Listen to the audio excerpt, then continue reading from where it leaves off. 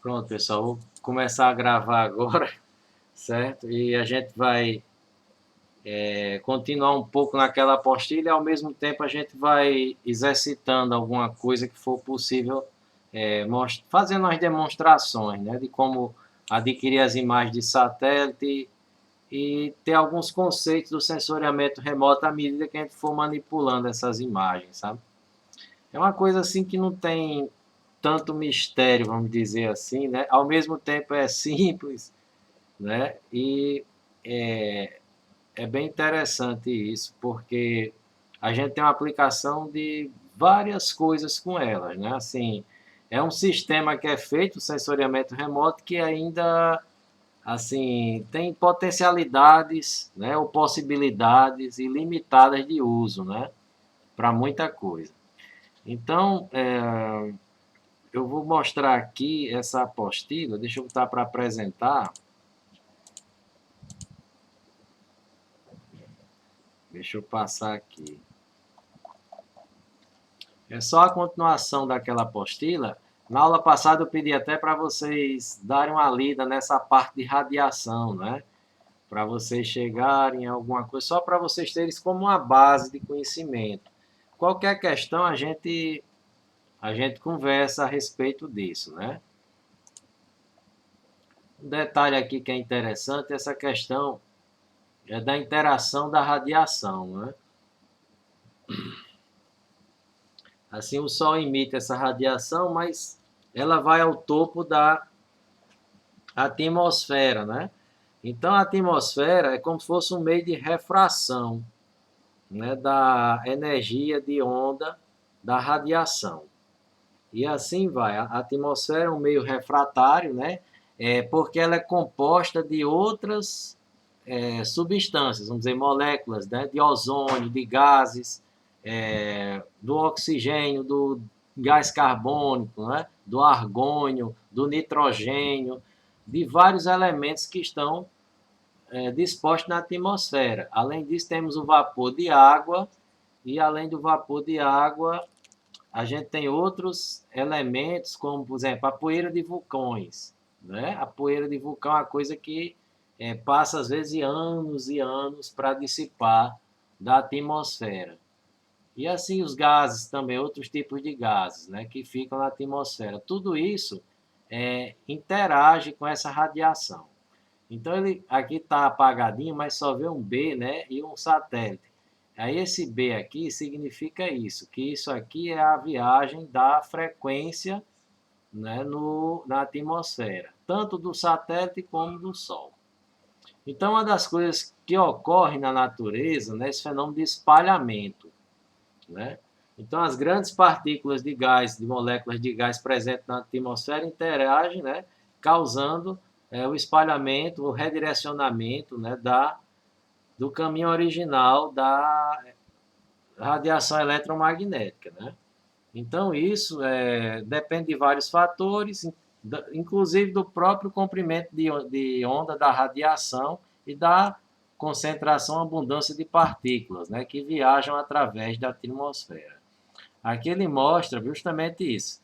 A radiação ela vem do espaço, né, numa direção. Ao chegar no topo da atmosfera, ela começa a sofrer esse processo de espalhamento, porque as moléculas de gás, dependendo do tamanho, vão espalhar as radiações, né, conforme a dimensão dessa partícula. Né? Então há esse espalhamento. E aqui dentro delas nós temos dois tipos de espalhamento, né, que chamam Rayleigh scattering. Né? Isso aqui é muito comum, né, durante o sol, o nascer e o pôr do sol. Né? Esse é um tipo de espalhamento justamente porque a interação da onda é maior, né? Porque o tempo de viagem da frequência, deixa eu botar aqui essa mãozinha aqui. O tempo de viagem na frequência vai na atmosfera, né? Vai mostrar o quanto ela vai ser espalhada. Por exemplo, quanto mais tempo essa onda viaja na atmosfera, ela sofre mais espalhamento, mais redirecionamento, ou mais interferência, ou mais refração. E isso depende do ângulo de incidência dessa radiação. Por exemplo, ao nascer e ao pôr do sol, nós temos esse efeito aqui, ó, né? Esse efeito de uma maior viagem, né? É justamente porque essa essa radiação ela vai sofrer justamente, né, devido à poeira e à questão do nitrogênio, do oxigênio, dessas moléculas de poeira de oxigênio, poeira, nitrogênio e oxigênio, durante essas situações, poeiras e moléculas, né? Durante o dia, a interação durante o decorrer do dia, antes de pôr, durante esse interstício, né, a radiação ela é mais direcionada, ela é mais, vamos dizer, incide diretamente, né? Então você tem um efeito menor desse espalhamento, né? E aí você consegue observar aqui essa aparência azul durante o dia, né? Em função dessa menor interação com esses outros elementos, né? Porque é azul, né? A gente sabe por conta da camada de ozônio. Então, o gás ozônio ele reflete a cor azul quando o sol, a radiação solar intercepta. Na hora de nascer e na hora de se pôr, a viagem é maior, então ele interage também com os gases, vamos dizer, outros gases da atmosfera, né? E tem esse aqui que é o Maya scattering, né? É outro tipo de espalhamento, né? A gente pode dizer assim, que é um espalhamento que ocorre no caso das nuvens. Você tem a incidência, né? Imagine que isso já vai rompendo, né, a superfície da camada de ozônio, atravessa a camada, a radiação continua viajando, vai e atinge as nuvens. Nesse caso, pessoal, a gente chama essa Maya scattering quando ocorre partículas, né, quando as partículas de mesmo tamanho de comprimento de onda da radiação se espalham. Poeira, pólen, fumaça, vapor de água comumente causam o Maya scattering, o qual tende a afetar comprimentos de ondas mais longos do que aqueles afetados pelo Rayleigh scattering, né, que são os comprimentos de onda mais curtos. Então, você tem o espalhamento, né, o Maya scattering, ocorrendo na maioria das porções da atmosfera, onde grandes partículas são mais abundantes e dominadas quando as condições de nuvem, né, do tempo são mais afetadas. Então, o que é que você tem desse espalhamento? A radiação entra e aí ela vai direcionar em várias situações. No caso, ele tem aqui um espalhamento, né, que é do não seletivo, que ele chama. E ocorre quando as partículas são muito grandes, né, ou maiores que o comprimento de radiação, de onda. A água, né, por exemplo, ela faz isso. A poeira também pode causar esse tipo de espalhamento. E o espalhamento não seletivo, assim, dá-se esse nome pelo fato que todo comprimento de onda são espalhados igualmente. Então, o que é que ele fala aqui? A nuvem, por exemplo, ela aparece branca no céu porque nossos olhos vê o azul, o verde e o vermelho, a luz verde, vermelho e azul, espalhadas em iguais quantidades, né?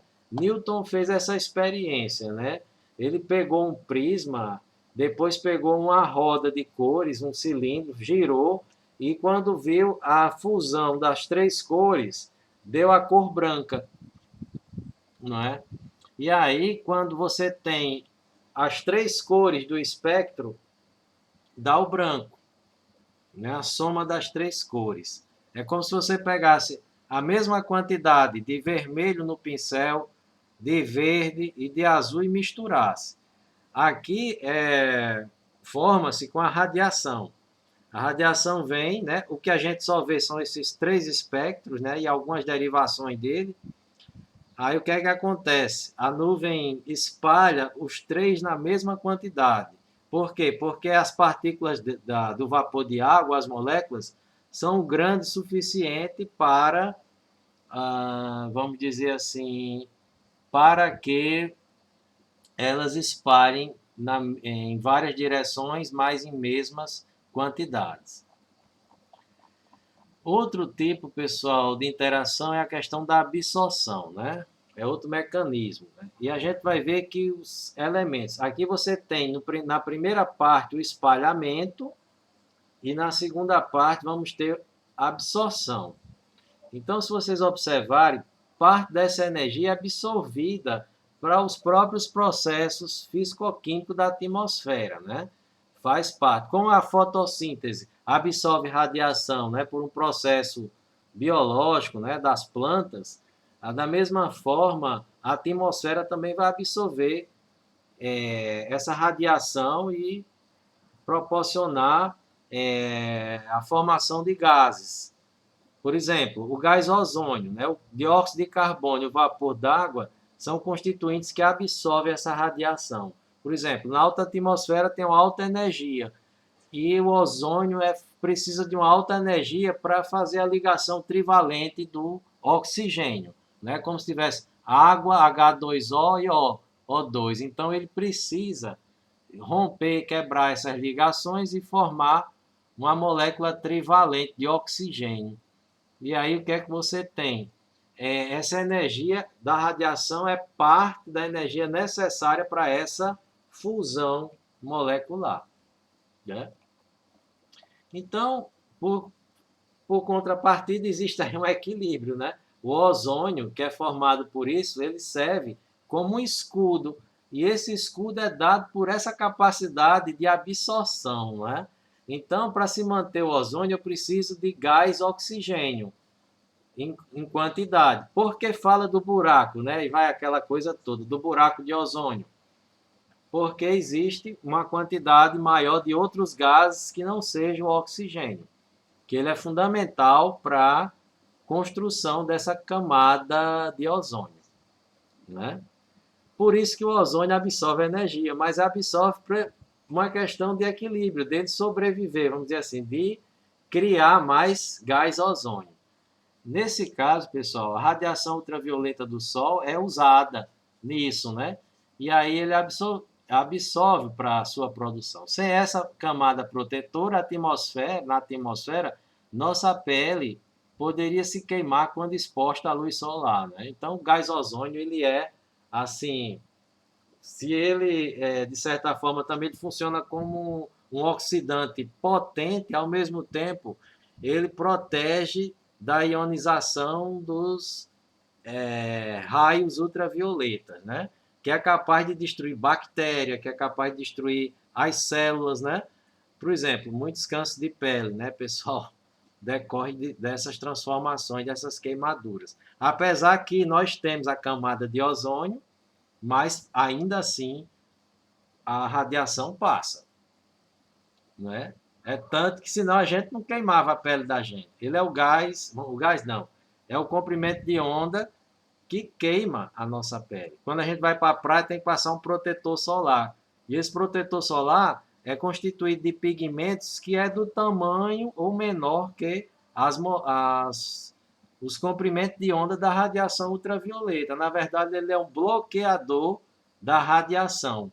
Evita que a radiação não entre na sua pele, porque também ela não só faz na superfície da pele, ela penetra às vezes até o osso.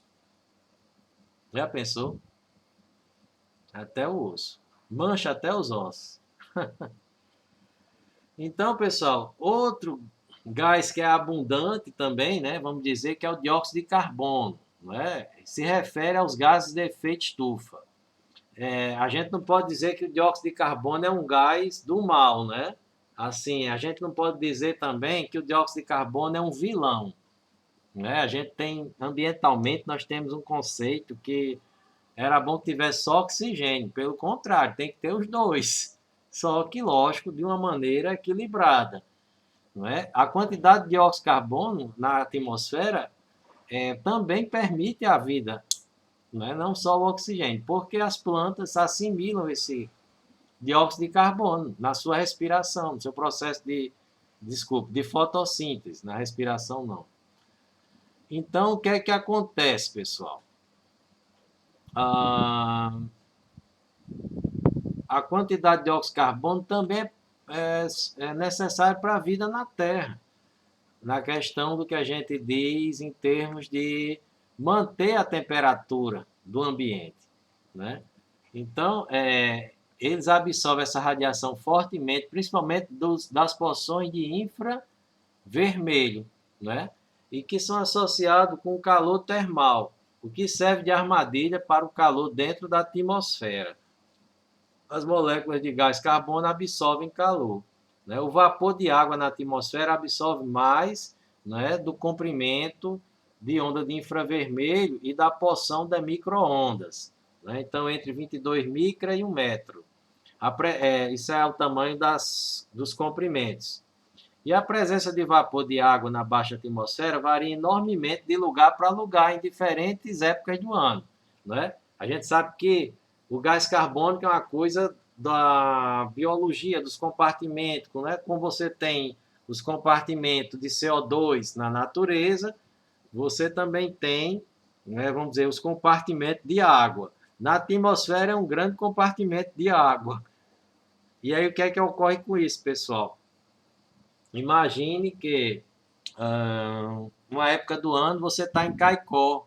Vamos pegar aqui um período que o vapor de água lá é pouco, no mês de novembro. É muito baixo, outubro, novembro. O nosso semiárido, nessa estação seca, tem uma...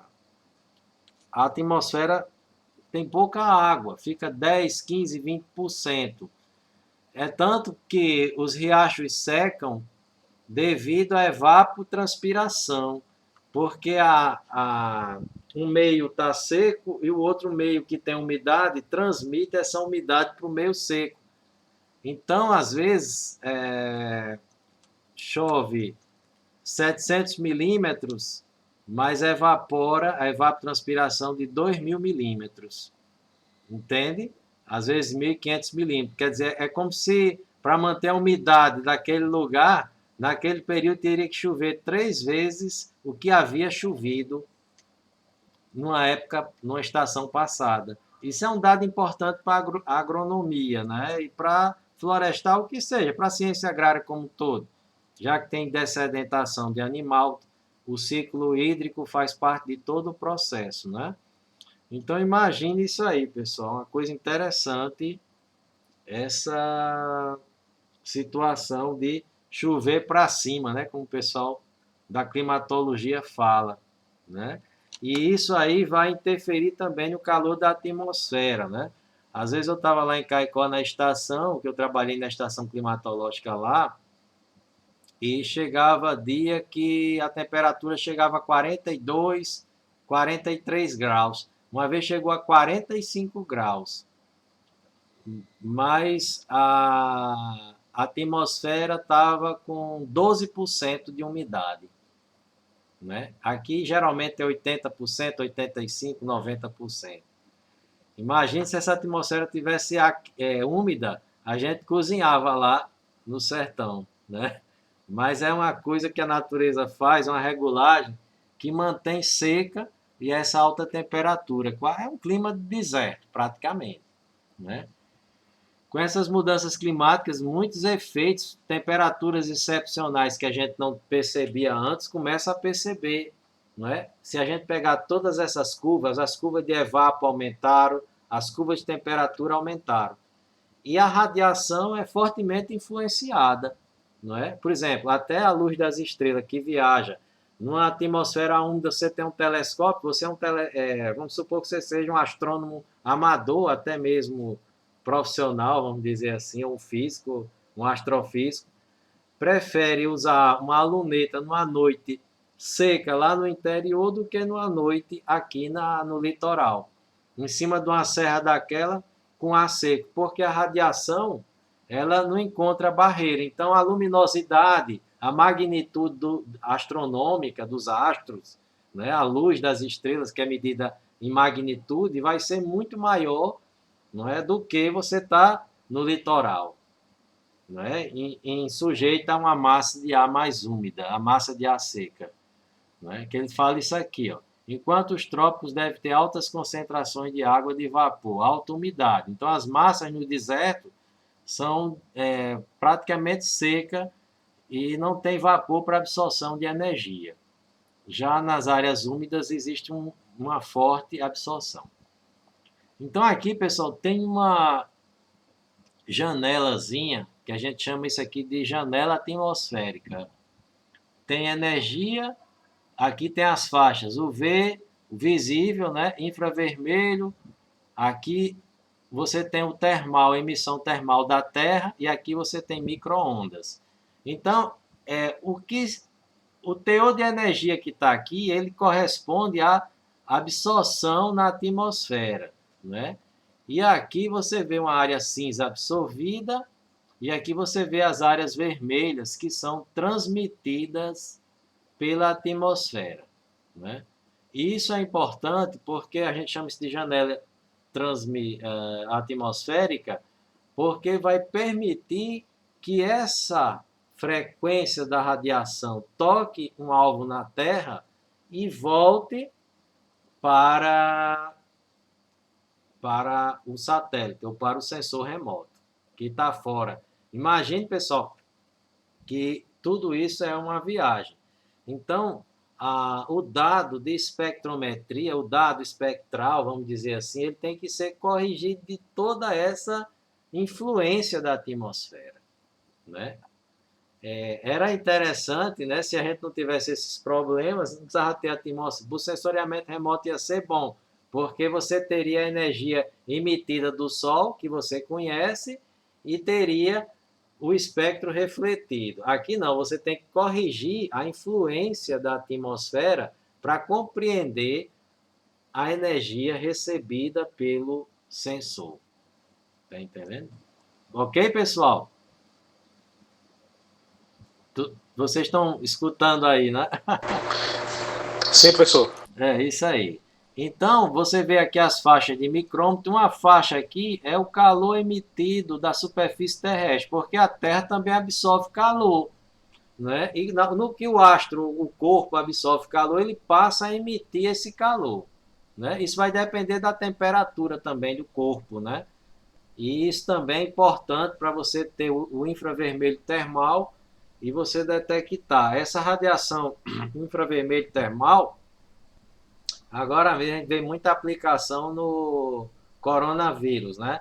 A pessoa entra no aeroporto e aí tem aqueles medidores de temperatura que a pessoa aperta para a testa e tem também umas câmeras que coletam as cores, desculpa pessoal, as cores, Não, né, professor. do infravermelho termal. As cores do infravermelho termal que mostra, né, se aqueles passageiros têm ou não,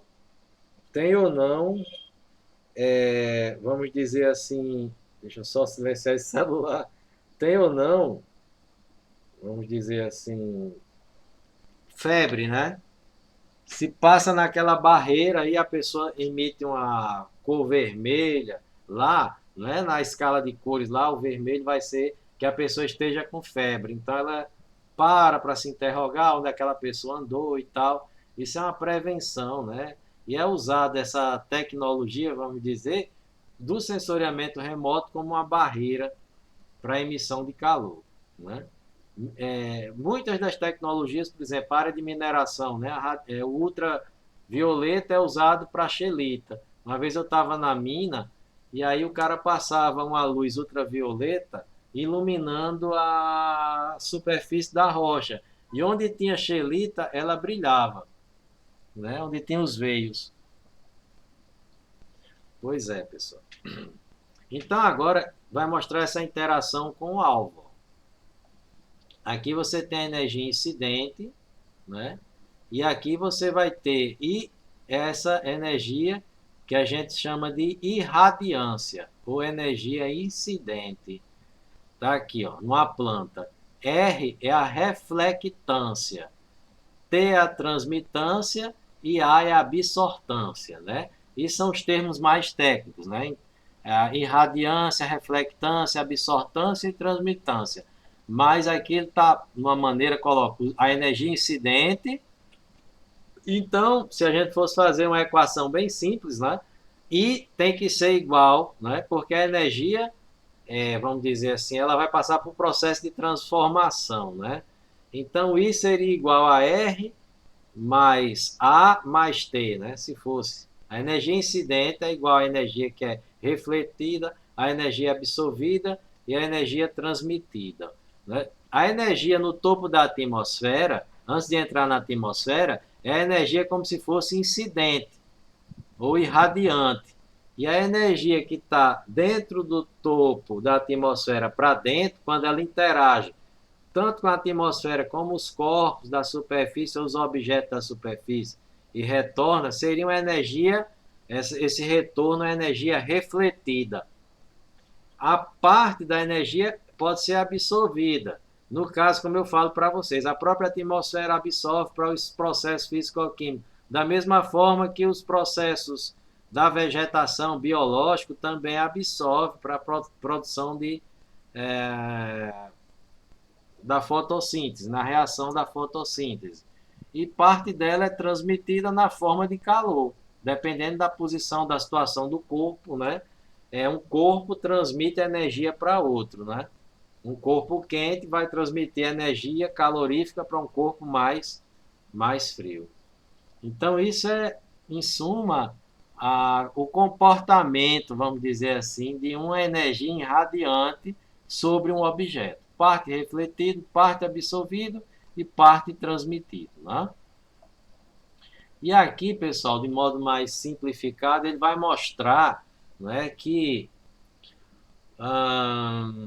aqui você tem duas formas dessa reflexão, porque o sensoriamento remoto vai medir a energia refletida, ok? É o que o sensoriamento remoto mede. Não é a energia absorvida, nem a energia transmitida. Ele pode inferir esses dois elementos. Já que ele tem energia no topo da atmosfera, a energia que sai refletida é como se fosse uma energia líquida. Não é assim? Então, os que ficaram lá dentro ou foram absorvidos ou foram transmitidos. Então, vamos ver aqui. Existem dois tipos de forma de reflexão. A gente chama a parte mais geométrica dessa reflexão. Uma é especular e uma outra difusa. Ele compara isso como um espelho, né? A especular seria como se fosse uma reflexão numa forma de espelho. Você tem comprimento de onda emitido, ele reflete na mesma proporção que foi emitido, ok? E numa direção uniforme. Já a reflexão difusa, a energia emitida, né, atinge o objeto, o alvo, e aí ela é espalhada, dependendo da geometria do objeto. No caso aqui, as folhas, né, estão em diferentes posições, não é assim? A superfície da água, quando o vento cisalha, também promove essa reflexão difusa, não é? E ora promove especular. Quando você vê o brilho da lua numa superfície, o brilho do sol numa superfície, um rastro, né? Da mesma forma, os satélites percebem isso em ambientes de reflexão especular, vamos dizer assim, superfícies lisas, e reflexão difusa em superfícies mais rugosas, vamos dizer assim, né? Ou que não tem um padrão de uniformidade, tem uma geometria mais complexa, não é? Então ele vai dizer assim, quando a superfície é suave, né, nós temos aqui a semelhança de um espelho, da reflexão, onde todos ou quase todos a energia é direcionada sempre da superfície em uma única direção. A energia difusa, a reflexão ocorre quando a superfície é rugosa e a energia é refletida quase uniformemente, mas em todas as direções. Muitos elementos da superfície da Terra atuam perfeitamente, né, como especular ou perfeitamente de refletores difusos, né? Então aqui vai mostrar essa compreensão aí. Por exemplo, aqui tem uma coisa clássica, né, que é bem introdutória também da energia, da frequência. Isso aqui é o espectro luminoso dividido, né, infravermelho, vermelho, verde e azul. E aqui você vê duas setas saindo, verde e vermelho, infravermelho. E aqui você vê esse comportamento devido à copa da árvore. Observe que o vermelho e o azul são absorvidos pelos pigmentos de clorofila por uma questão de, vamos dizer assim, de usar a radiação, né, para os processos fotossintéticos. Aí dá uma sacada para os agrônomos, para os engenheiros florestais, que é a cor, né, vamos dizer assim, da folha. Até o nível de umidade da folha, isso influencia. O nível de secura da folha, né? Se a folha está seca ou úmida, se a folha está morta com pouco pigmento. Então, vai dar um fenômeno que vai afetar justamente a absorção do verde, ou do vermelho e do azul, que são frequências ou radiação que é bem absorvida pelas plantas, né? Então, isso é uma sacada para o uso dos satélites, né? Isso desde a Segunda Guerra Mundial. Foi criada uma informação que vocês vão ver hoje que a gente chama de falsa cor, né? A falsa cor tem essa informação a respeito. Vamos ver aqui, pessoal. As folhas, né? Aqui os compostos químicos das folhas absorvem fortemente o vermelho e o azul, né? E aqui você vê, por isso que nós percebemos o que é a cor refletida. A gente vê o verde. Se a gente visse infravermelho, ia ver algo brilhoso, né? Um verde abrilhantado, um verde cintilante. Mas a gente não consegue, nossos olhos não vê, não tem visão, não é um fotossensor infravermelho. A gente tem um fotossensor primário, né? Verde, vermelho e azul. A gente só vai ver a folha verde. Por isso que a gente vê verde, que reflete o verde e o infravermelho, não é? E aqui você vê que o azul é mais absorvido do que tanto o verde, o infravermelho, o próprio vermelho e o infravermelho. O azul é muito absorvido. Esses são pequenos detalhes que eles mostram assim. Aqui você vê também a energia incidente. E aqui você vê o azul, ele também penetra mais na água. Ele penetra e reflete. O verde, né, vamos dizer assim, ele já é absorvido. Quanto menor o tamanho da seta ou do vetorzinho, mais absorvido. O infravermelho é praticamente absorvido.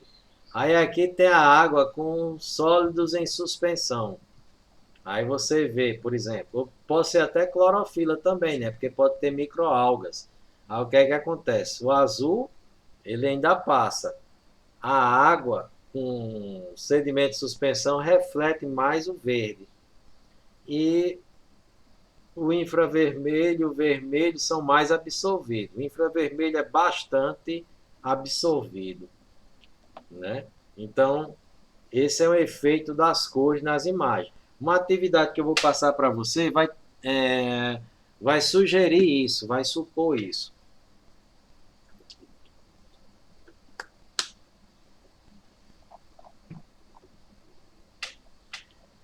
Sedimento de suspensão, pode facilmente confundir com águas rasas, né? Mais claras, porque a clorofila as algas absorvem muito no comprimento de onda do azul e reflete no verde, né? Então, a composição da água, como da própria atmosfera, não é nada exato, né? Então, você tem que ver que isso mexe com todos os elementos, né? A radiação mexe. Ele fala uma coisa interessante, a topografia da superfície da água. A água rugosa, né, ondulada, suave, com materiais flutuantes, etc. Também pode complicar a interpretação. Por exemplo, você tem às vezes plantas, né, flutuantes também. Pode complicar essa interpretação de ver a água, né? Interessante. Trazendo a reflexão especular e outras influências sobre cores e brilhos nas imagens. Isso é bem interessante também. Aqui, pessoal, é como se tivesse com um espectro radiômetro, né? Que a pessoa pega e mede a reflectância de um corpo, né? E aqui você embaixo tem os comprimentos de onda e aqui acima você tem o percentual de reflectância. Quando você chega aqui, ó, nessas faixas, aqui é o azul, entre esse é o vermelho, entre esse aqui vai ser o vermelho e daqui para cá o infravermelho. Chega um ponto que no verde você confunde, né, a água com a vegetação. Já no vermelho, você vai ter uma boa distinção, mas na frequência do infravermelho é onde você tem a maior separação. Vamos dizer que o sensoriamento trabalha com isso. Esse comportamento de um espectro em relação a uma substância, a um corpo ou a um objeto é chamado de reflectância, né?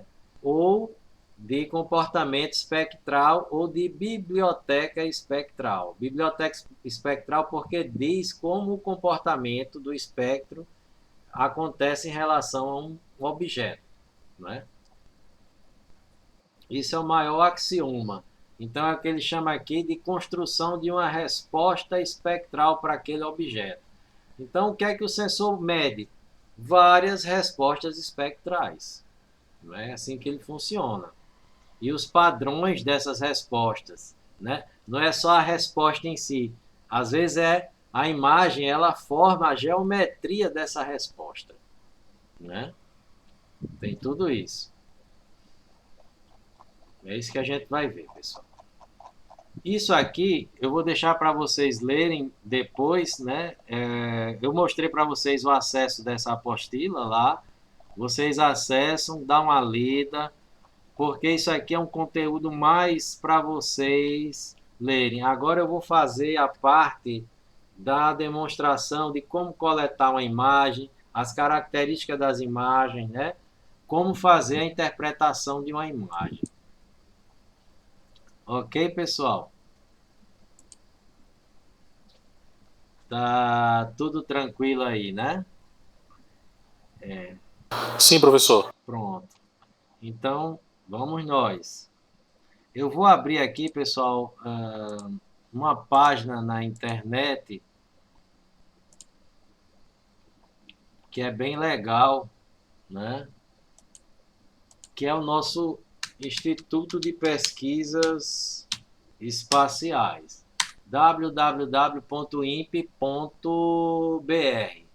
Ok, pessoal? Aqui é o INPE. Ah, que massa. Esse Instituto de Pesquisa, como o IBGE, que vocês viram, só que o INPE trabalha muito com a parte de satélite e clima, né? E aqui vocês têm produtos e serviços, tem a aba Engenharia de Satélite. Aqui tem os principais satélites nossos, né? O programa Sibers, é esse programa aqui, né? Aqui fala da construção, aqui agora tem o Amazônia 1, né, também. Eu não vi as imagens ainda do Amazônia 1. Aqui tem a série de satélites que Sibers, se vocês observarem, é satélite sino-brasileiro de recursos terrestres. É porque está em inglês, né? Sino-Brazilian Earth Resource Satellite, né? Está em inglês, mas é satélite sino-brasileiro de recursos terrestres. Isso é uma parceria com a China, né? Hoje a China é uma potência espacial, né? Tem até carro em Marte, rover, né, em Marte, muitos satélites, tem sistema de posicionamento, né?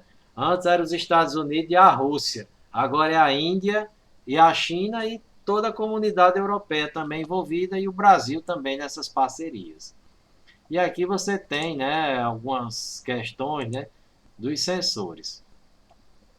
Ó, mostra um desenho técnico do Cibers, satélite, painel solar, né? Aí você tem toda uma as câmaras que são importantes, né? Multispectral, câmara de campo largo, né? Que são câmara multispectral de ampla varredura e pancromática, né? E aqui você tem características do satélite. Segunda, primeira geração, Cibers 1, 2 e 2B, Cibers 3 e 4, Cibers 4A. As dimensões dos satélites em metro, né? E a dimensão do painel solar. E a participação na construção do Brasil, né? 50%. E aqui você tem mais descrições. A órbita, né? Ele voa a uma altitude de 628,6 quilômetros, é inclinado 97,89 graus da linha do Equador, né? E a hora local 10h30. Está passando o sincronismo dele de 10h30. Né? Deixa eu aumentar aqui, só para... A repetição do ciclo, ele passa no mesmo ponto a cada um mês, praticamente, 31 dias. Revoluções por dia. Ele dá 14 a 25 voltas em torno da Terra, né? Estabilidade da hora local, mais ou menos 10 minutos. Período orbital, é o período de órbita dele. É 1 hora... Não, é 1 hora e meia, mais ou menos. Intervalo entre faixas, 3 dias. Né? Estabilidade do traço no Equador, mais ou menos 5 km. Então são características. Professor, só uma pergunta. Eu não entendi uma coisa. Como assim é período orbital? No caso, em qual direção ele está localizado, é isso? Não, é o seguinte, você imaginar, vamos ver se tem aqui uma animação. Às vezes eles colocam órbita, pronto, tá aqui, ó. Tá vendo, ó? A órbita. Uhum. Aqui você tem a linha do Equador e aqui você tem a faixa imageada. E aqui uma linha mais fina que é a órbita do satélite. Então ele faz uma volta em 100,26 minutos. Ele vai numa velocidade. Entendi. Vai numa velocidade muito rápida, né? Faz 14 voltas por dia. Né? Professor, uma pergunta. Com a quantidade de satélite lá em cima, como é que esses bichos não batem, professor? Rapaz, não me diga isso não, pelo amor de Deus. É satélite, todo dia entra satélite, né? Entra, que eu digo, na órbita, né? Vou mostrar um site aqui para vocês, chama Apollo 11.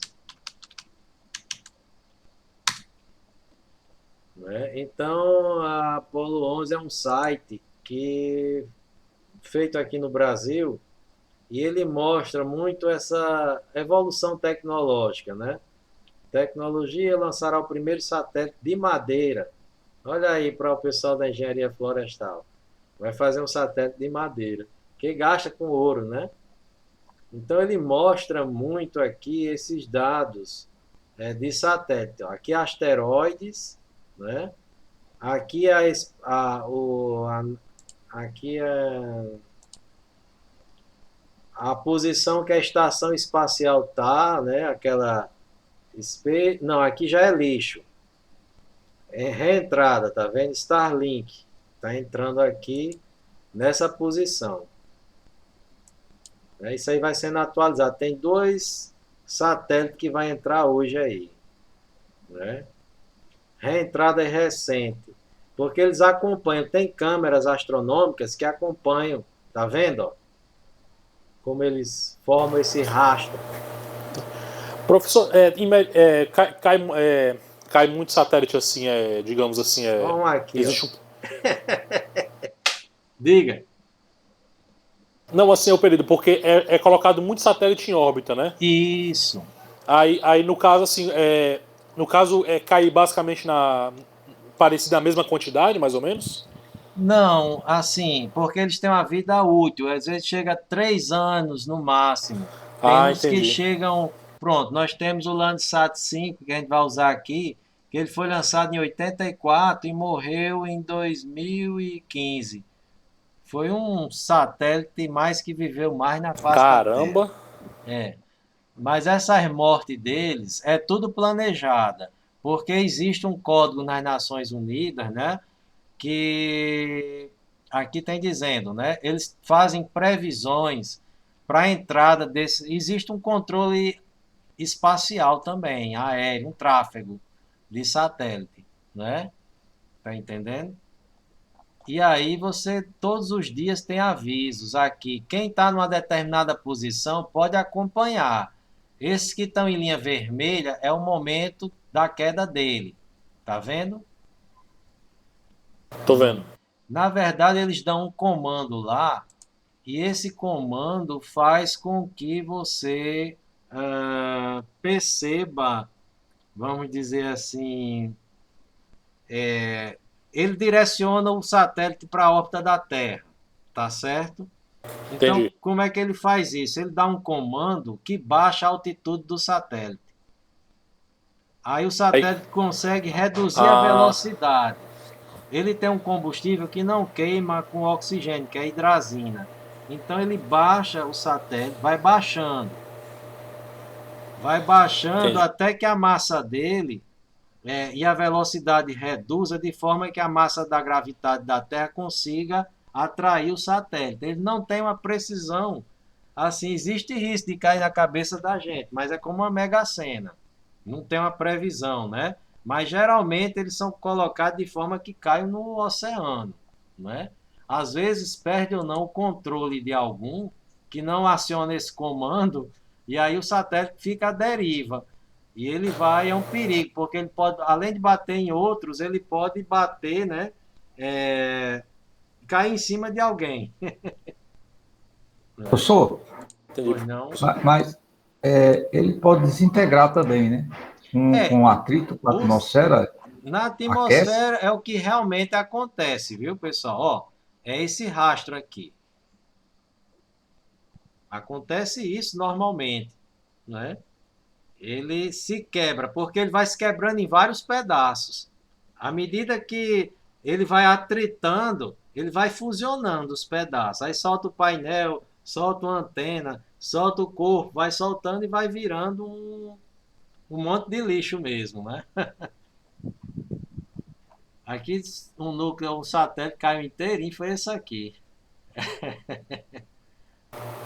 Esse site da Apollo 11 é bem legal. Também tem acompanhamento por satélite. Aqui e acolá acompanho, mas eu não. Eu gosto de astronomia amadora. Eu tenho um telescópio também, sabe? E eu gosto disso. Mas eu posso mostrar para vocês. Vocês já ouviram falar o Stellarium? Não, professor. Eu vou ver se eu tô. Porque eu tenho um computadorzinho que eu olho, mas eu não estou com o Stellarium aqui. Mas o Professor, Stellarium. a Ana está fazendo uma pergunta no chat se esse Ah, material do satélite fica no mar mesmo.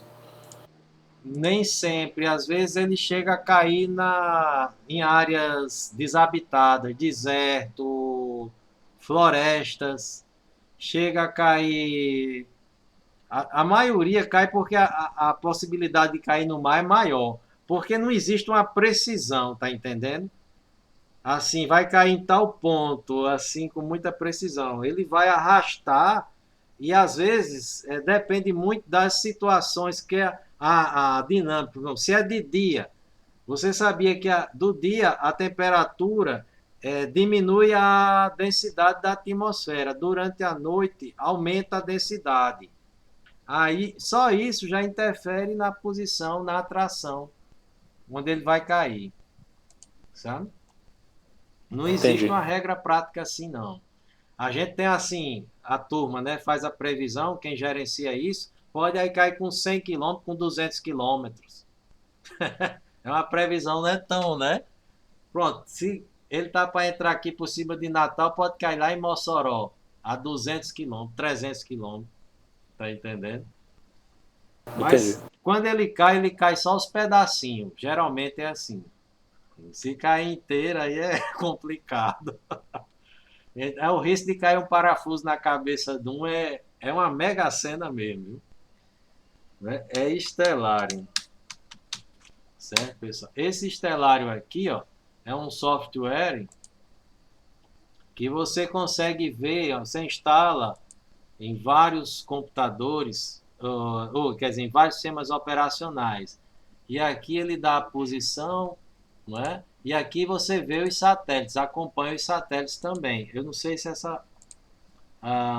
aqui viu setting, linha meridiana, linha eclíptica, aqui vê os objetos, observe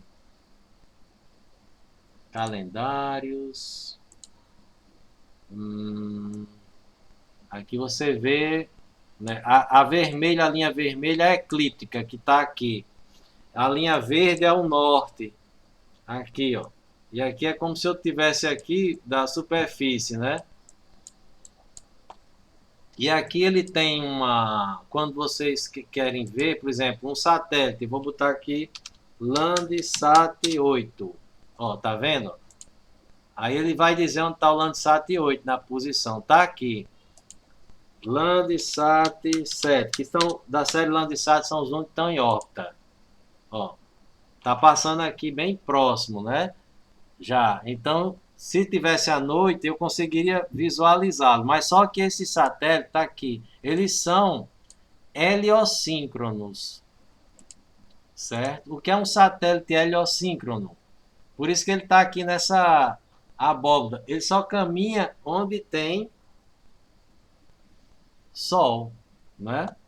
Ele acompanha o tráfego solar, vamos dizer, né? Acompanha esse tráfego solar.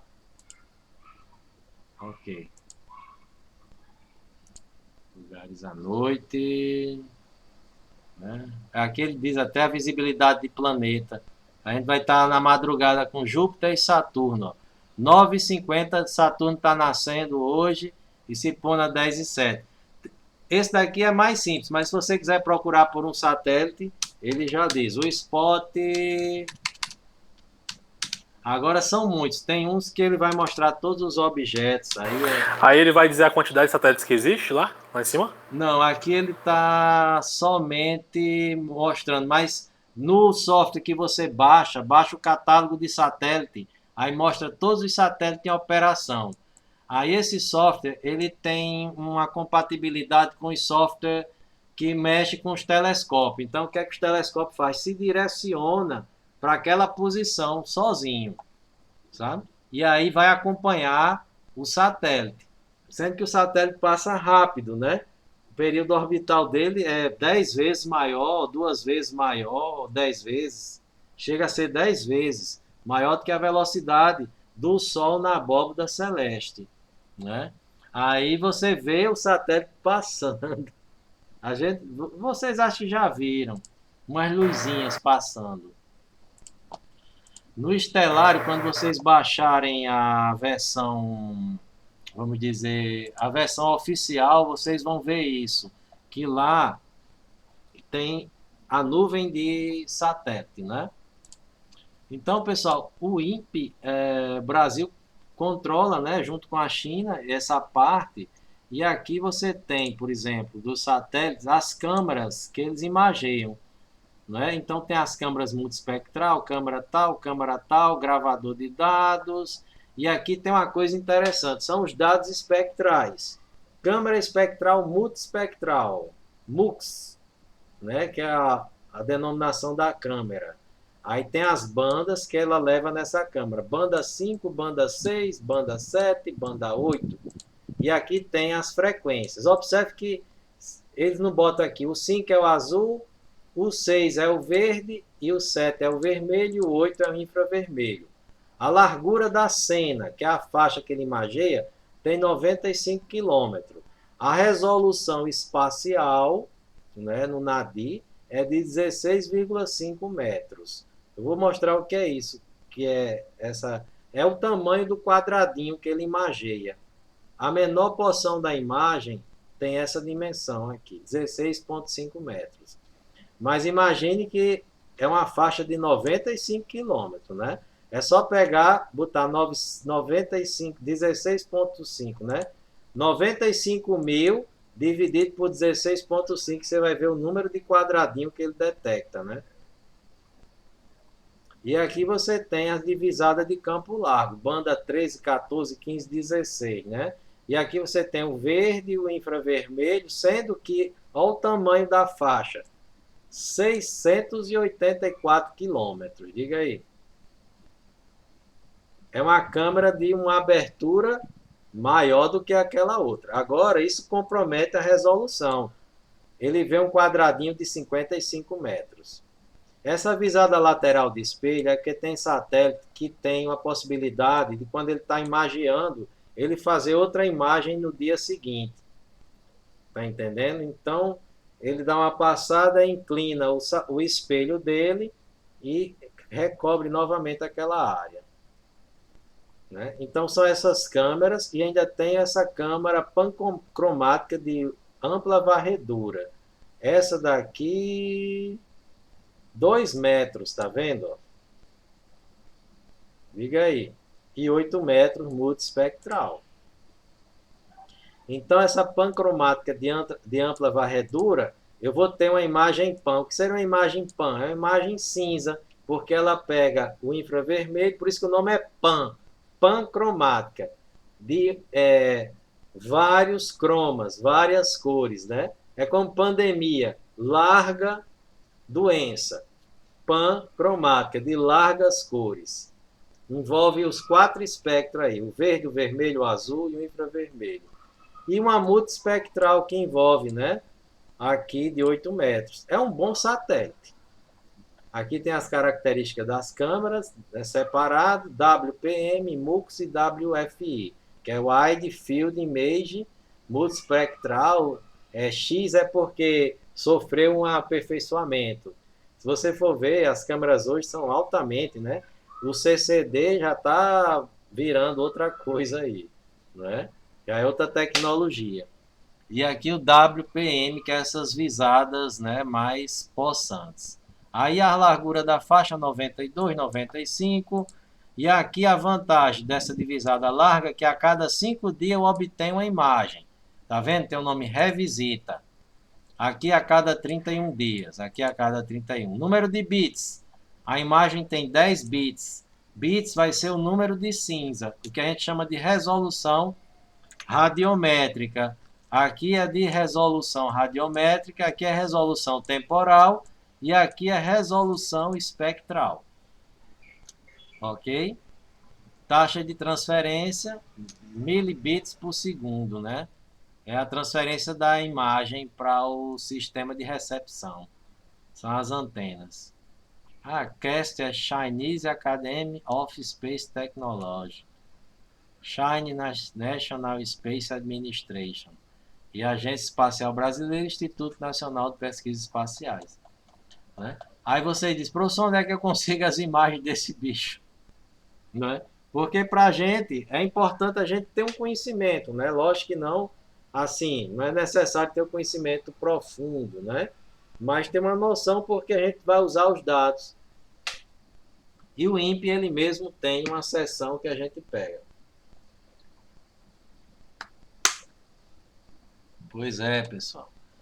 Mas Deus me livre, o cara tem que se benzer 10 vezes para um satélite cair na cabeça do cara, viu? Ah, Maria. É quase como um raio, né? Falar nisso, tem até previsão de raio. Aqui tem software livre também, ó. Spring para geoprocessamento, sensoriamento remoto, observações astronômicas, dados de satélite. Aí você vai ver aqui, chama catálogo de imagens, certo? Então, o INPE tem um setor específico que é só para recepcionar e preparar essas imagens. A gente faz um cadastrozinho lá e recebe a imagem que quer para trabalhar, certo? E é de graça, não precisa pagar.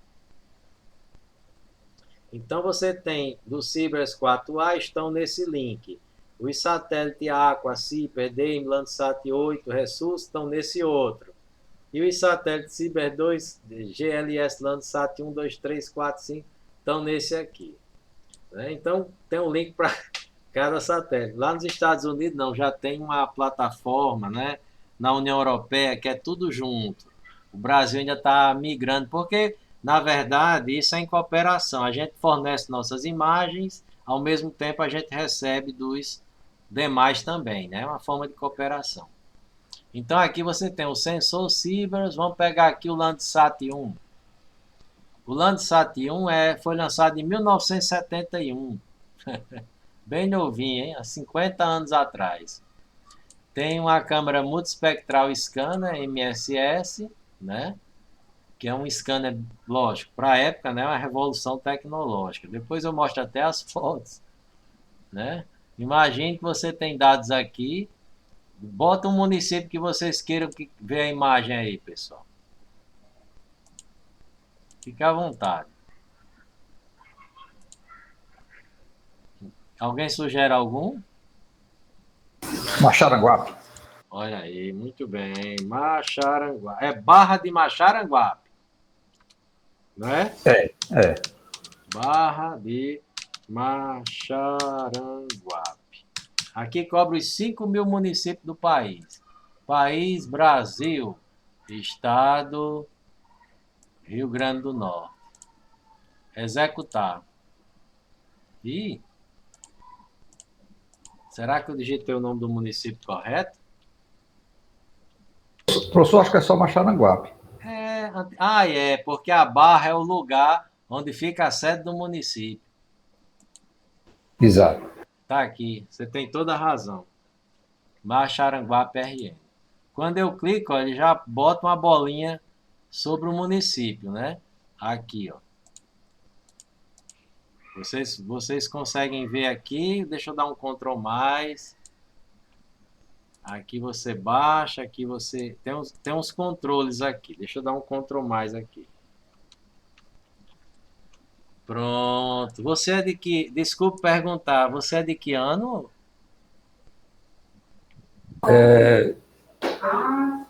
Você diz aqui da escola? Sim, sim. Professor, eu entrei na zootecnia. Aí tô... Não, tranquilo.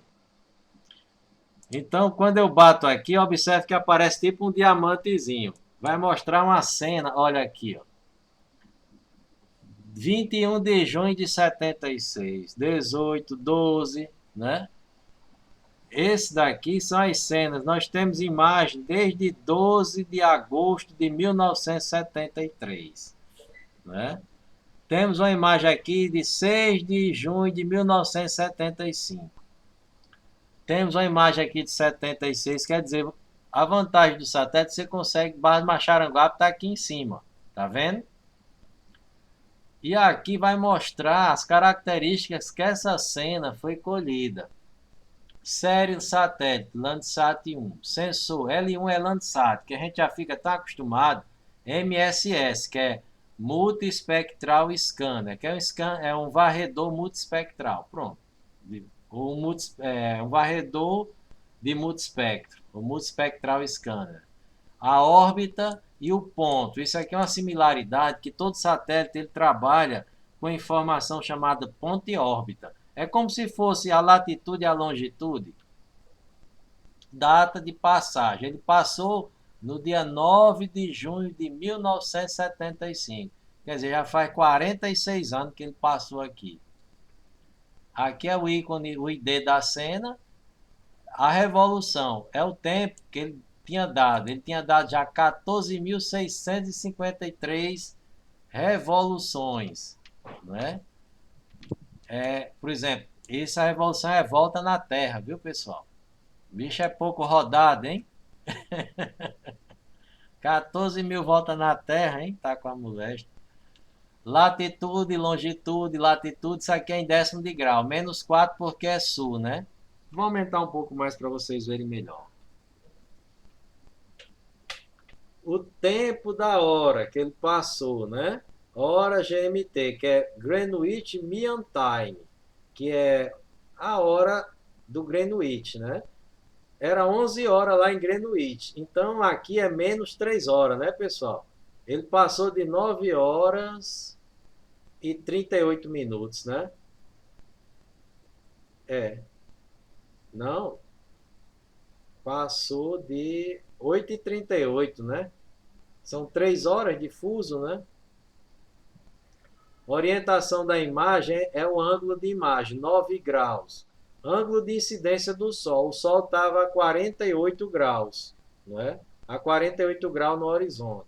Azimuth, não, azimuth do Sol. Não, azimuth é 52 graus. Então, o azimuth conta de norte, né? Vocês viram em topografia. Então, o Sol estava a 52 graus, quase leste, né? Leste é 90. Então tem a elevação do Sol 41 graus. Tava o Sol iluminando isso aqui. Aí aqui vem cobertura de nuvem. Q1, Q2, Q3 e Q4. O que seria Q1, Q2, Q3, Q4? Deixa eu dar.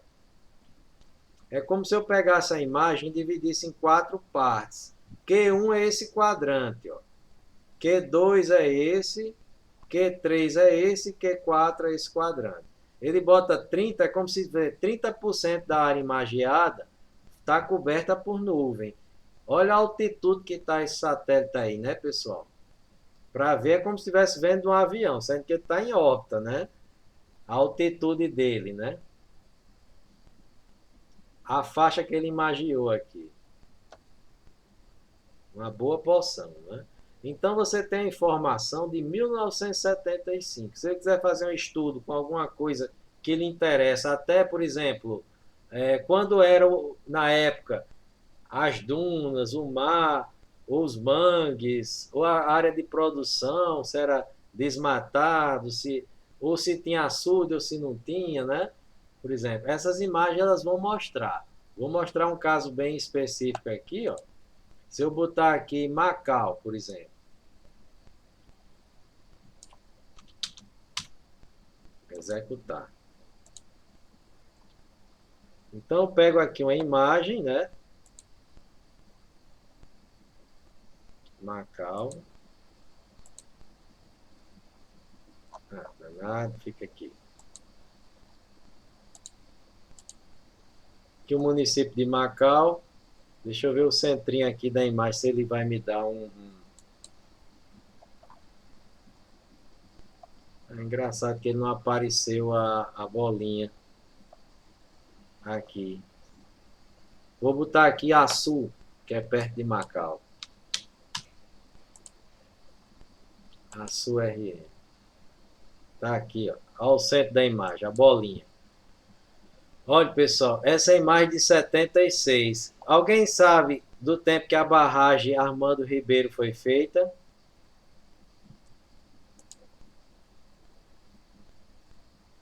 A barragem Armando Ribeiro Gonçalves está aqui hoje, né? Foi feita em 82. Essa imagem é de 76, ó. Não existia a barragem ainda. Ó. Que a barragem cobre praticamente essa porção, né, central do estado. Então, aqui mostra da mesma forma os quadrantes, tudo, né? Observe que dá para fazer um estudo hídrico, né? Um estudo de floresta, até para fazer esses TCC. Estou com um aluno agora, se interessou, está fazendo um TCC. Comparando duas imagens, né? A pessoa vai vendo, usando isso. Até com a imagem atualizada, comparar uma antiga com a imagem de drone, alguma coisa, ajuda muito, né? Então, esse é um catálogo de imagens. Quando a gente quer uma imagem, a gente baixa, tem esse carrinho aqui, ó. Né? Coloca no carrinho, aí quando vai ver o carrinho, ó, ela já fica aqui. Aí você faz o login. Quando faz o login, aí você coloca lá a sua senha, né? E ele manda para o seu e-mail essa imagem. Qualquer imagem, ó. Landsat 5. Deixa eu colocar aqui. Vou mandar executar. Aqui, essa cena. Tá vendo? Tá vendo que tem muita nuvem? Eu posso pegar, na seleção da imagem, eu posso vir e tem aqui órbita, ponto, mosaico, tá vendo? Ó, cobertura máxima de nuvem. Eu posso botar para 20%. Ó.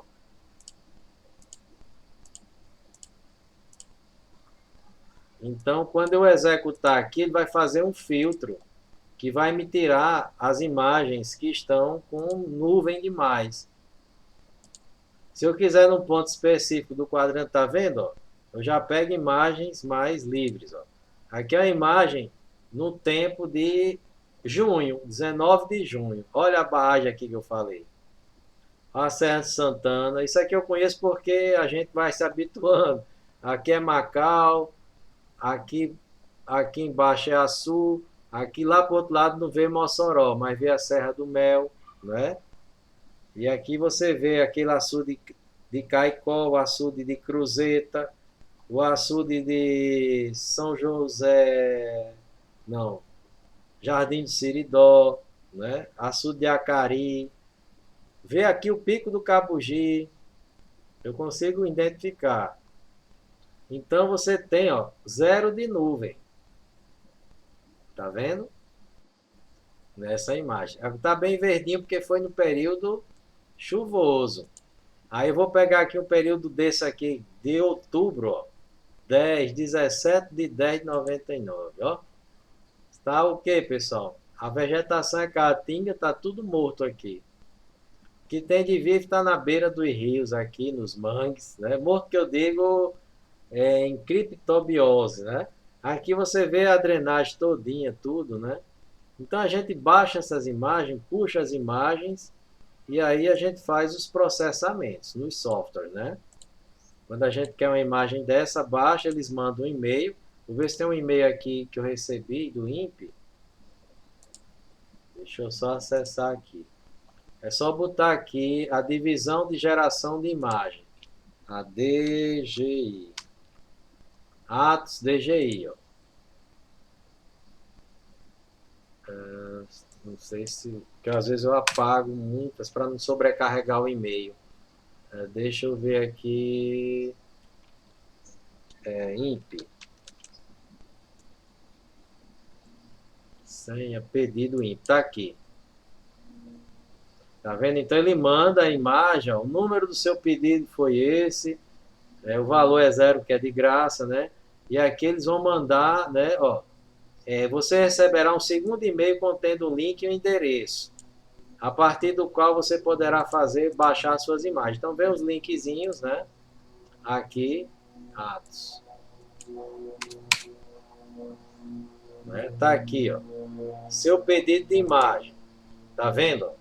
Aí aí você clica aqui e baixa as imagens. É lógico que aqui não vai encontrar mais porque ele desabilita, né, essa função. Passa uns 2 ou 3 dias. Aqui, os arquivos ficarão disponíveis por 5 dias.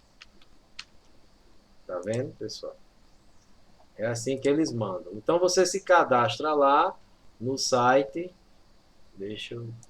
E lá eles vão fazer isso para você, certo? É só colocar e tá aqui o cadastro. Entendeu como baixa, pessoal? Aí baixa, ele manda, né? E aí o que é que você faz? Depois que baixa, você vai abrir as imagens. Deixa eu pegar aqui o Multispec que eu instalei. Tá aqui. Abrir imagem, né? Para abrir, vou pegar uma imagem que eu baixei lá, né? Tem várias imagens também, pego imagens antigas que eu gosto muito de ver. Essa daqui foi de 2004, né? Aí você tem várias bandas.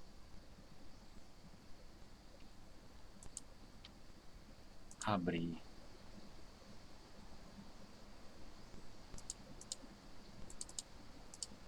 Três cores. E aqui você faz. Engraçado, ele só abriu uma pancromática.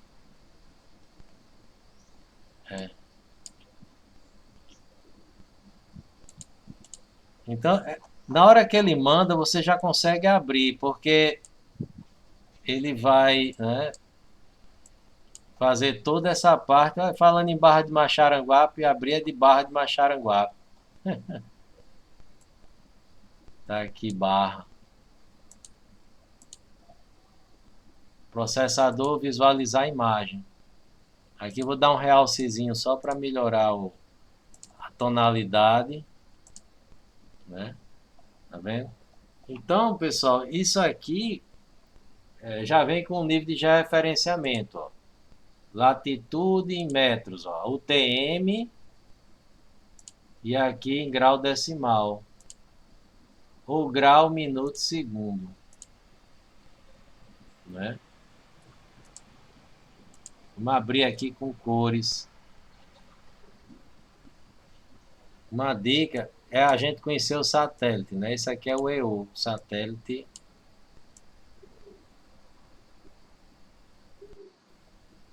Ah, tá aqui. Olha, aqui observe que ele já muda para uma frequência, ó, canais 543, ó. Quando você clica, ele já faz a imagem. Isso aqui é o que a gente chama de falsa cor. Falsa cor. São essas cores vermelhas. Aí o infravermelho tá, né? No caso aqui, o infravermelho tá no canal do vermelho. Quando ele abre, ele geralmente dá uma descrição de canais, certo? Aqui. Opa! Tá aqui a imagem atrás. Deixa eu ampliar aqui. Né? Muito legal essa imagem. Barra de Macharanguape tá aqui, ó. Tá aqui o rio Macharanguape. Essa cena pegou bem. Né? Quando a gente quer mudar a visualização, a gente vem sempre aqui em display e muda as cores, ó. Vou botar aqui 4, 3, 2. Aí vai ficar em cores verdadeiras. Isso aqui é que a gente chama de cores verdadeiras, né? Cores verdadeiras porque é a cor que se aproxima mais do nosso olho, né? Assim, tá apresentando, né, pessoal? Estão vendo aí, tá, né? Quando a gente quer mudar um pouco os realces, né? É só você pegar aqui, por exemplo, uma área específica que deseja realçar mais. Aí eu abro assim, arrasto o cursor, Processor, Display. Aí você pode fazer esse realce para essa área, né? E depois você pode abrir para toda a imagem, né? Deixa eu colocar ela aqui no centro. Ela acende mais. Professor, Pois não? eu vou ter que sair agora que eu tenho um compromisso agora de 5 horas, tá certo? Pronto, mas fique tranquilo que os meninos, na hora que eu fizer a frequência, diz o nome, eu coloco na lista. Isso é Pedro Afonso, meu nome. Tá ok, Pedro Afonso. Tranquilo. Obrigado, viu, professor? Nada que é isso. Processor, display.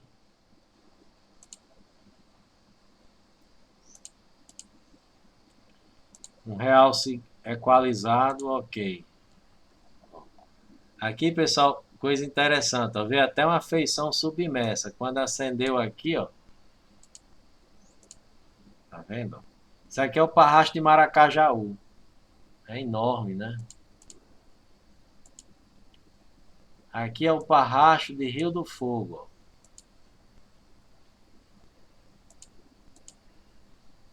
Tá vendo? É um Recife, né? E aqui você vê as lagoas, aqui você vê até a forma de fundo, né? Porque é os comprimentos que penetram mais. Processo, vamos ver aqui, Display Image.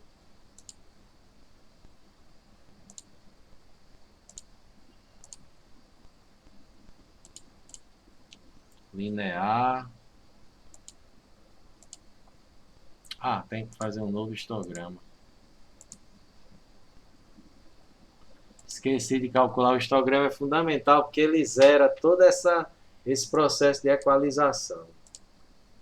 Aí quando você lança a imagem, você vê ela numa situação melhor. Não é? Faz um novo histograma. Clico aqui, realço, processo, display image, lua de histograma. Aí você coloca aqui, vai fazer histograma com base nessa feição. Ok, ok. Aí depois, quando você, tá vendo? Ele realça mais. Quando você quer fazer de toda a imagem, vem aqui, processo, display aqui, ok. Isso aqui dá toda a imagem. Observe como ela ficou mais acesinha, tá vendo? Então, é isso que vocês vão fazer, pessoal. É uma atividade, certo? Que vocês vão fazer para ser parte da primeira nota de vocês dessa disciplina de geoprocessamento. Aqui vocês vão abrir um PowerPoint, né? Um PowerPointzinho. Ah, eu tenho aqui. Ou pode ser o Library, né? O PowerPoint, o LibreOffice Impress, dependendo. Vai fazer um trabalho, vou botar até esse como um modelozinho. Ah, que eu posso escolher aqui um. Abrir. Atividade de sensoriamento remoto. Aí, põe o nome de vocês.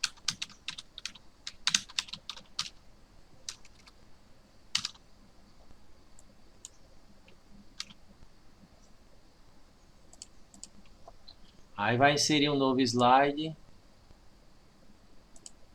né? Aqui você vai botar composição de cores RGB. Professor, o senhor está gravando essa aula? Tô, rapaz. Tá, né? Porque é bom quando a gente vai fazendo, a gente dá uma conferida, assim. Oh, eu tô gravando tudo aqui. Não fale mal de certas Então tá pessoas, bom não, porque demais. sai aqui, viu? Pô, Composição de porque o senhor cor. manda pra gente e a gente faz a parte disso. É. Aí aqui vocês podem botar, ó, a imagem que vocês coletaram. Imagem de satélite.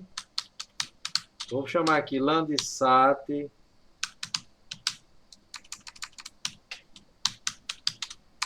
Landsat 5TN, né? Quando vocês fizerem lá a busca. Aí, município de Maxaranguape.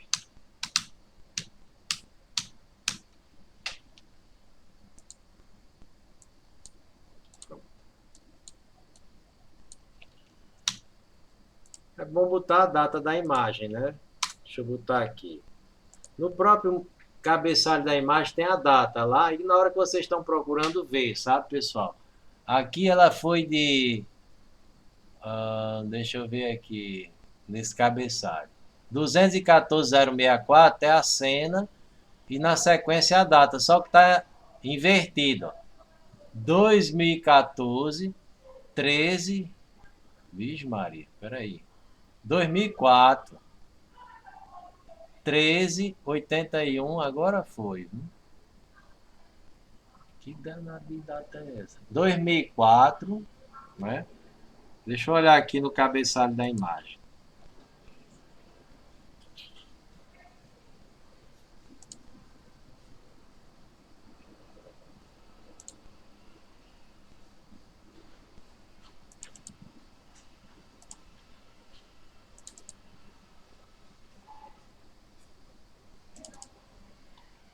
Tá aqui.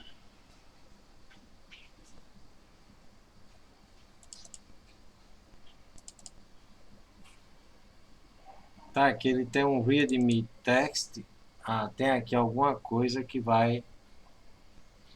É os níveis, né, da imagem.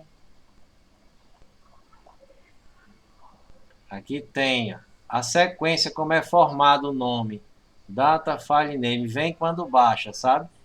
Olha, as datas têm ano de aquisição e aquisição do dia juliano, né? O calendário juliano. DDD são 3 dígitos e o ano são 4 dígitos. Uhum. 3 dígitos, o ano 4 dígitos. Então, vamos ver aqui. 10, 18, 2004. Então, são 18... Aqui... Não, desculpe. Como é americano, é 13 de agosto de 2004, viu? Essa cena vai ser 3 de agosto de 2004. Aqui tem a composição 432. Então a gente tira lá, né? E aqui você coloca RGB, né? Que é o formato 432. Aqui em mais satélite é o. Não é o Landsat. É o. Que é Earth Observation número 1. Município de Maxaranguape, RGB 432, data de 13/08/2004. Aí você vem aqui, pessoal, pode fazer um print screen, né, e colocar lá, né? Você pode fazer aqui uma espécie de, ou então file save image para GeoTIFF também, né? Agora vamos ver uma coisa melhor aqui. Talvez para não ficar salvando tanta coisa, né? Ver se com o print screen, ó, FN print screen. Colar. Ela vem aqui, né?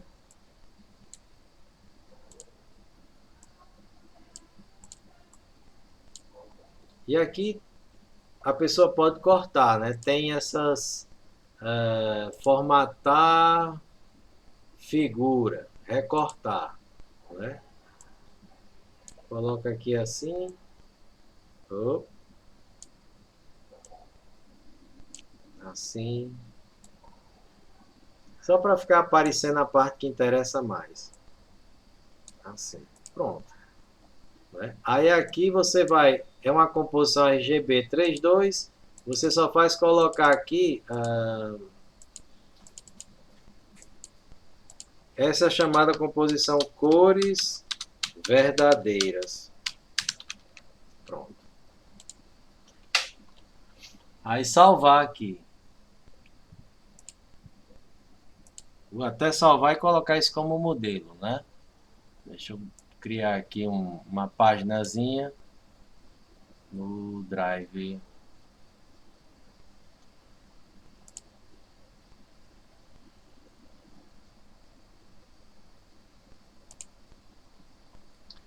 Tá aqui.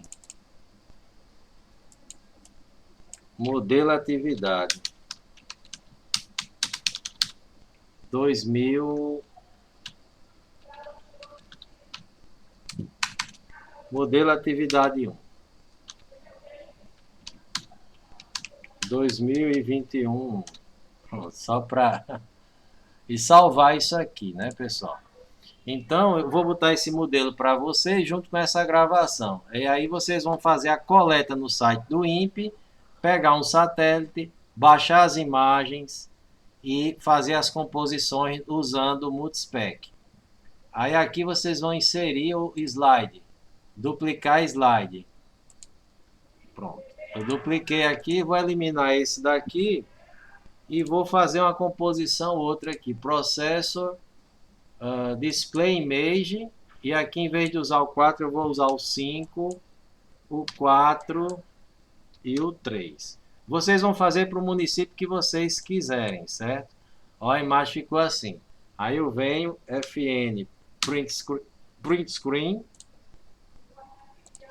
colar aqui, né? E venho aqui, formatar, figura, recortar. Lá no Word também vai fazer a mesma coisa.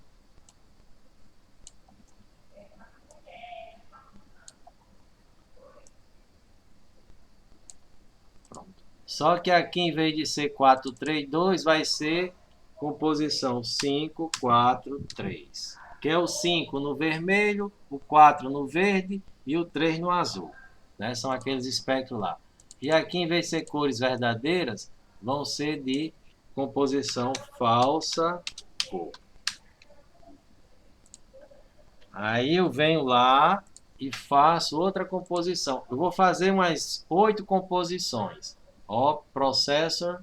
Aí vocês vão procurar composições de imagem de satélite. Vai ser interessante.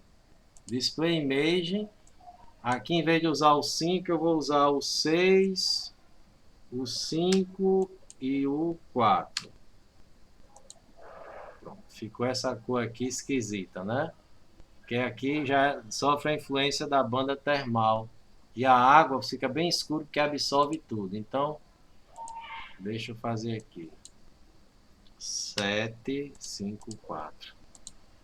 Pronto, isso aqui ficou mais, né, com verdinho aqui.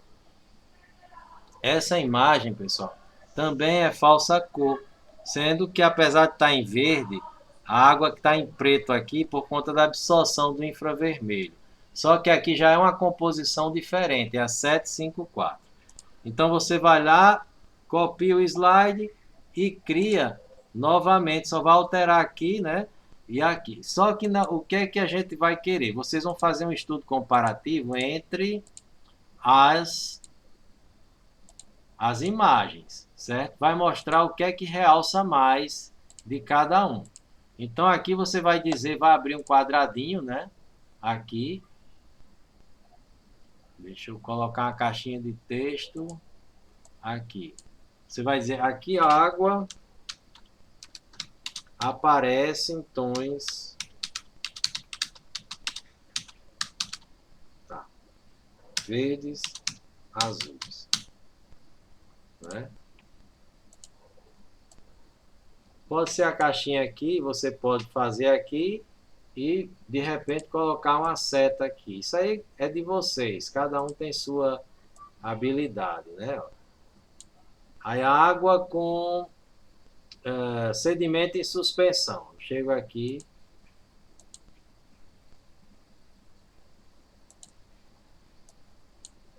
Água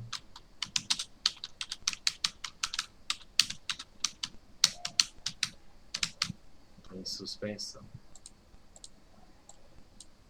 Estão entendendo, pessoal, como é a atividade? Aí eu venho com a setinha e lanço aqui, ó, sedimento de suspensão. Aí vegetação, esse branco é nuvem. Aí esse branquinho aqui vão ser as dunas. Tudo isso você vai, né, organizando. Quem tiver um pouquinho de dificuldade de identificar as coisas, pode pegar uma cena dessa, né, fazer um file, como foi na aula passada, Save Image GeoTIFF, né? Você faz aqui uma composiçãozinha, salvar, né? E quando chegar aqui no Google Earth, pode abrir junto com o Google Earth e verificar, né, que ela está já referenciada as feições que você não consegue identificar. Isso vocês vão fazer de cena para cena, porque cada cena vai realçar uma coisa a mais. Certo, pessoal? Então vem aqui, deixa eu abrir logo a imagem. Arquivo, abrir. Ela está aqui.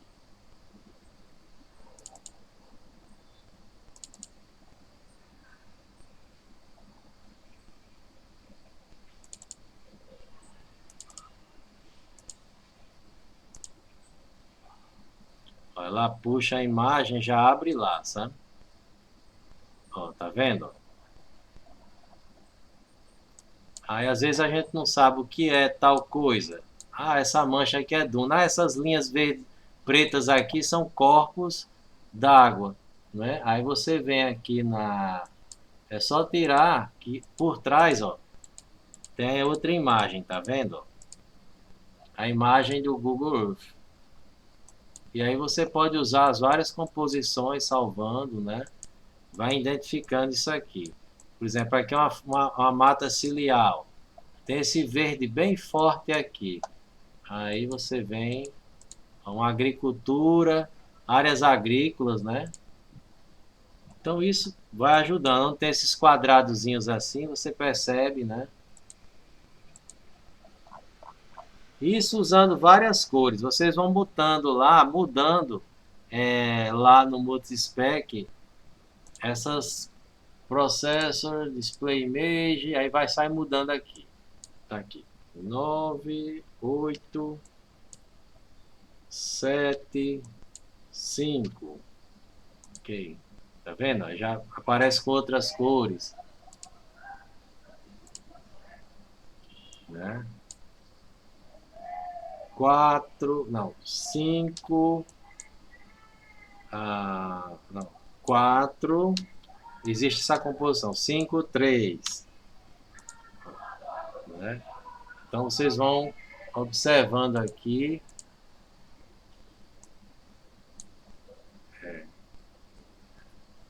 4, 5, 4, 2.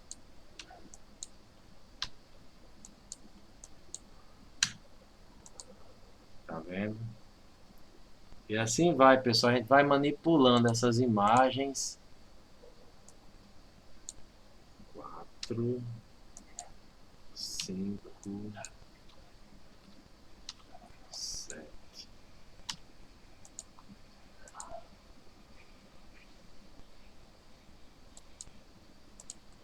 Só colocando vários exemplos aqui. Às vezes você inverte os canais 5, 7, 2, 5, 7, 3. Manda calcular um novo histograma, sabe? Dá um OK.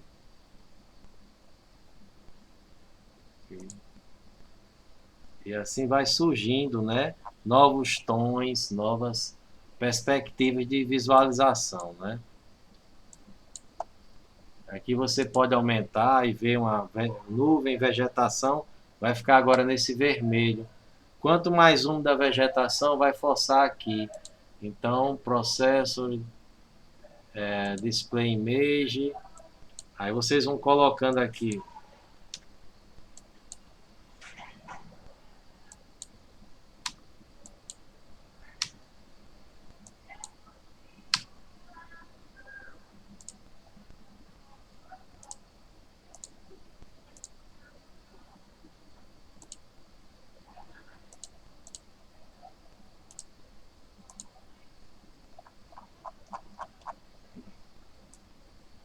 Vai começando a mexer com a imagem, vai vendo que vai destacando em relação a uma em relação à outra e vai assinalando aqui nesses modelos. Não é? Ok, pessoal, essa atividade para vocês. E dá uma lida também nessa apostila, tá ok? Deixa eu só